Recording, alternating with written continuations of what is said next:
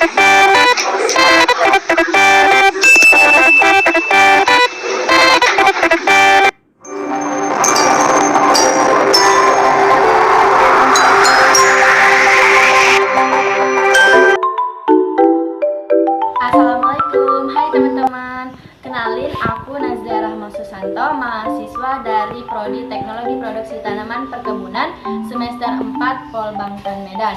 Nah, jadi teman-teman, di video kali ini aku mau ngasih ke kalian mengenai sambung pucuk tanaman kopi. Nah, aku nanti bakal kasih contoh ke kalian teknik atau cara sambung pucuk, tapi bukan pada tanaman kopi, itu pada tanaman jeruk, karena aku nggak punya bibit tanaman kopi di daerah aku ini teman-teman. Tapi tenang aja kok, cara dari sambung pucuk pada tanaman kopi sama tanaman jeruk ini sama kok teman-teman. Nah, jadi di sini aku mau jelasin dulu nih ya sedikit mengenai sambung pucuk itu.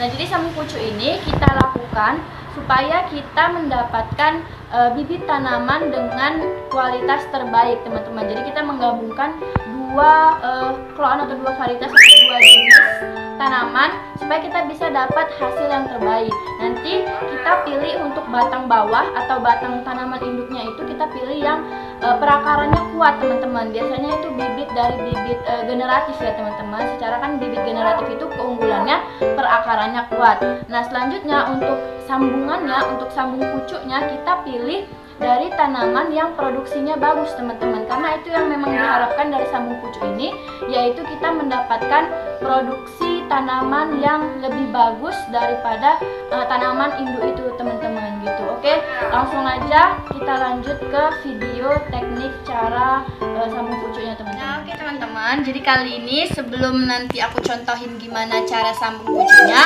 aku bakalan kasih tahu ke kalian dulu alat dan bahan untuk sambung pucuknya. Jadi pertama bahannya pasti kita harus punya bibit tanamannya dulu ya teman-teman. Jadi ada dua nih aku punya. Yang pertama nanti akan aku jadiin sebagai batang bawahnya, dan yang kedua sebagai sambungannya atau sambung pucuknya. Jadi nanti rencananya sih ini ya teman-teman, untuk aku jadiin batang bawahnya, karena ini juga dia kokoh batangnya, sama dia belum terlalu tua ya teman-teman. Jadi di sini syaratnya dia nggak boleh terlalu tua atau terlalu muda ya.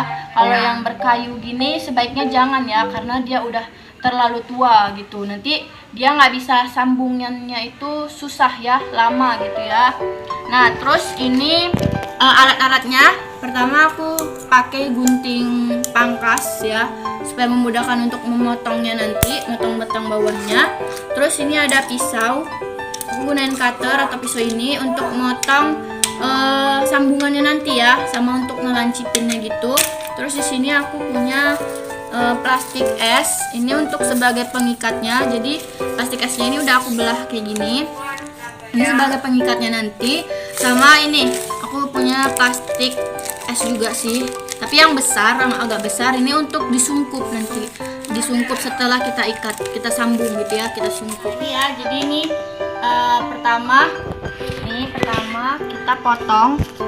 Jadi kira-kira sepanjang 10-15 cm kita potong batang ininya.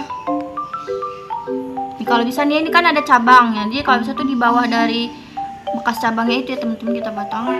Ini kita potong dulu. Ini jadi udah dipotong ya teman-teman.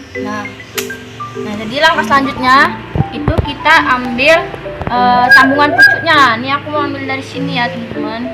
Jadi usahakan yang dia ukurannya gak jauh beda dari ini ya, dari batang bawahnya gitu. Kalau beda kali nanti itu takutnya nggak bisa. Nah, jadi ini aku mau ambil yang ini karena ukurannya nggak jauh beda dari batang yang tadi. Ini langsung aja kita potong ya teman-teman. Dah, ini kita potong. Nah, lalu kita bersihin ya daun-daunnya ini, kita pangkas. Nah, ini ya, jadi udah kita bersihkan tadi daun-daunnya. Gunanya apa? Supaya juga ini ya, memperkecil penguapan sama mengurangi nanti penyebaran unsur haranya gitu. Sama ini kita sisain ya satu daun gini. Nah, ini gunanya sebagai ini penanda apakah nanti berhasil atau enggak sambungannya gitu. Kalau dia masih segar dalam waktu beberapa hari ke depan masih segar, itu berarti kemungkinan berhasil. Tapi kalau dia layu busuk kemungkinan gagal gitu ya. Jadi ini guna sebagai penanda. Ini panjangnya kira-kira sama sih 10 sampai 15 cm juga. Nah, selanjutnya nih teman-teman, ini kita ya usahakan ini potongannya juga lurus. Nah, ini selanjutnya kita sisip gini ya teman-teman. Kita sayat ya, sayat secara menyamping, menyirip gitu.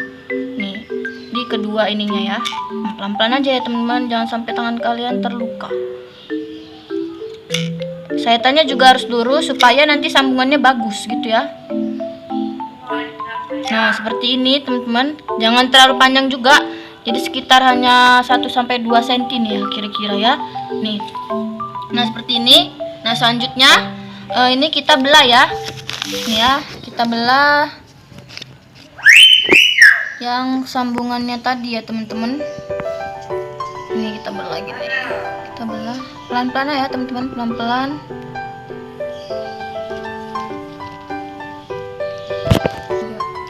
Nah, jadi ini sepanjang sayatannya tadi ya teman-teman, sepanjang sayatannya itu kedalaman belahannya ya. Udah seperti ini. Ini kita buat seperti huruf V gitu belahannya ya, jadi itunya bisa masuk. Nah, oke. Setelah itu ini kita sisipkan ke dalam belahannya ini tadi ya teman-teman. Ini kita sisipkan.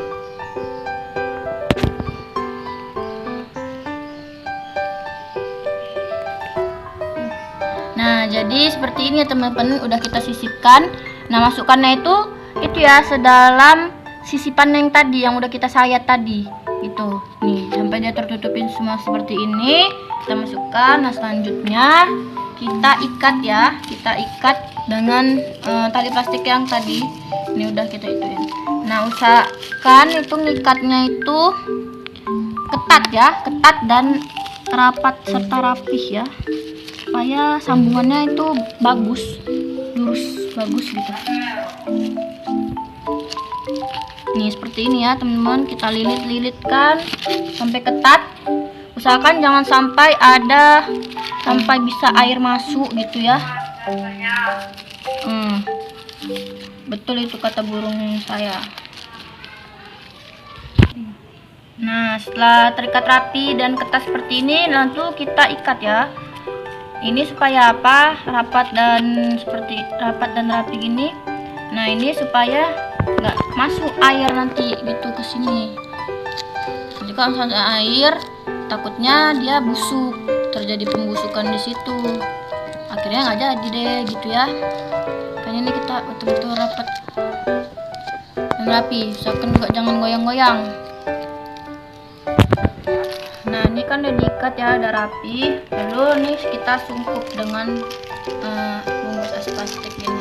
Nah, ini gunanya juga supaya dia air hujan tuh nggak masuk ke sininya nanti, takutnya busuk ya teman-teman. Nah, gini ya. Kalau dengan dia lebih aman. Terus dia juga nanti embunnya tuh jatuhnya ke sini gitu. Ini kita ikat ya, lagi kita ikat.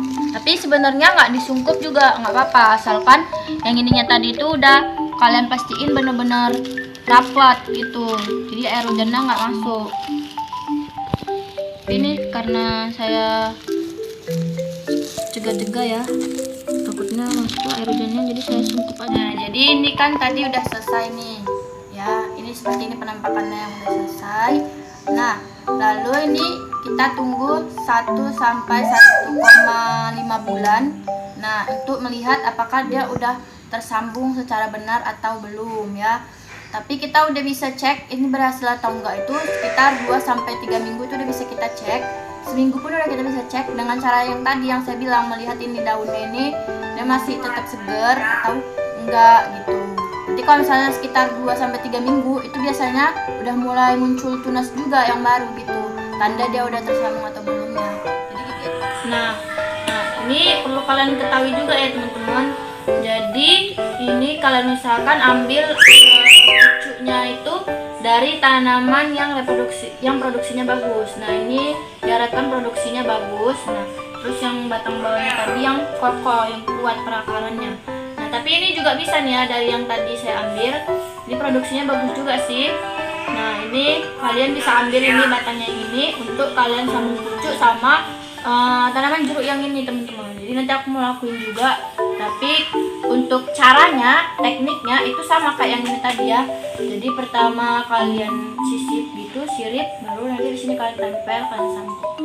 Nah, oke teman-teman, jadi itu tadi video praktek cara sambung pucuk untuk tanaman kopi, tapi saya aplikasikan juga pada tanaman jeruk. Nah, jadi sekian video yang bisa saya sampaikan sama teman-teman. Semoga video ini bisa kalian pahami, bisa kalian praktekkan dan dapat bermanfaat bagi kalian.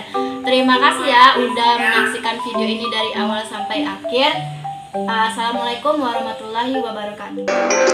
Through this video, it is hoped that we are, as the agricultural students, can understand the coffee cultivation techniques. In order, together, we can increase Indonesia's coffee productivity and make Indonesia be the #1 of the coffee exporter in the world.